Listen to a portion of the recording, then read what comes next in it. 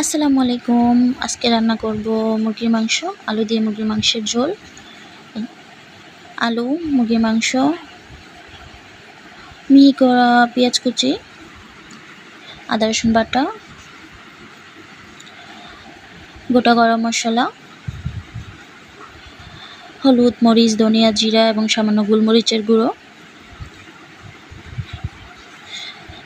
কড়াইয়ের মধ্যে দিয়ে দিব তেল।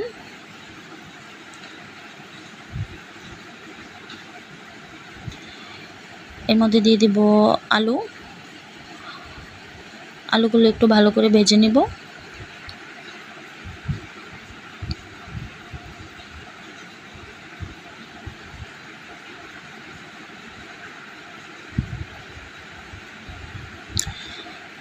এই তো আমার আলু ভাজা কমপ্লিট, এখন উঠিয়ে নেব।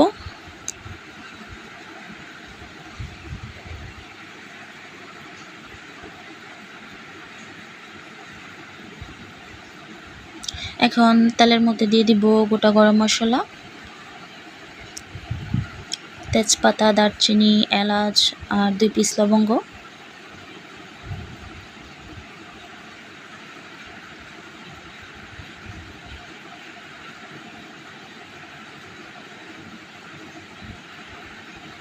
এখন এর মধ্যে দিয়ে দিব পেঁয়াজ কুচি,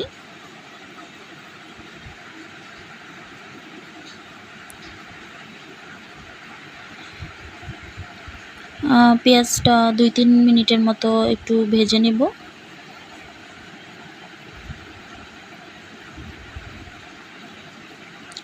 দিয়ে দেব পরিমাণ মতো লবণ।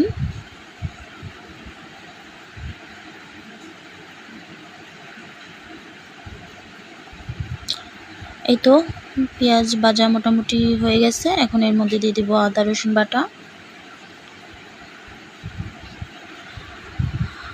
আবারও 2-3 মিনিট ভালোভাবে ভেজে নিব।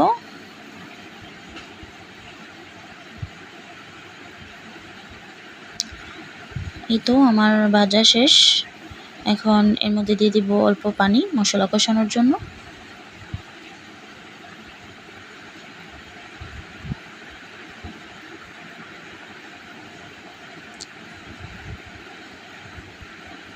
এখন এর মধ্যে দিয়ে দিব হলুদ, মরিচ, জিরা, ধনিয়া আর সামান্য গোলমরিচের গুঁড়ো। ভালো করে কষিয়ে নেব 5 মিনিটের মতো।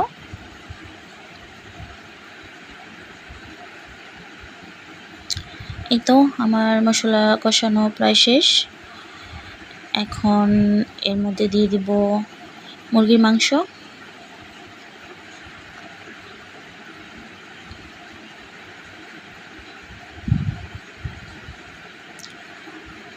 মশলার সাথে মাংস ভালো করে মিশিয়ে নেব। ভালো করে মিশিয়ে 5-6 মিনিটের মতো মাংসটা ভালো করে কষিয়ে নেব।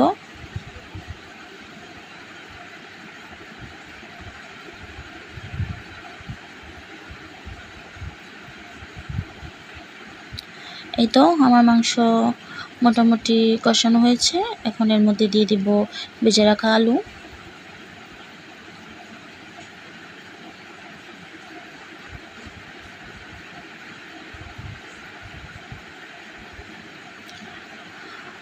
আলুটা ভালো করে মিশিয়ে নেব।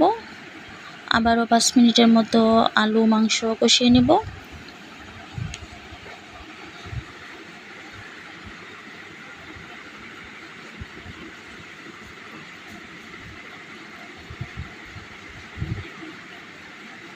এই তো আমার মাংস মোটামুটি কষানো শেষ।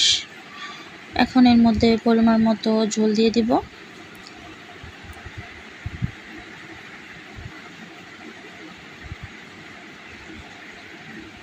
মাংস ভালোভাবে কষানো হলে খেতে বেশ ভালো হয়।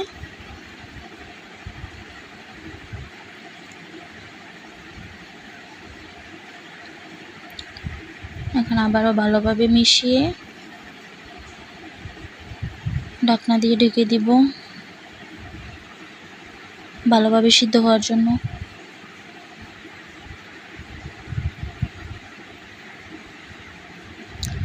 এই তো মোটামুটি আমার রান্না প্রায় কমপ্লিট।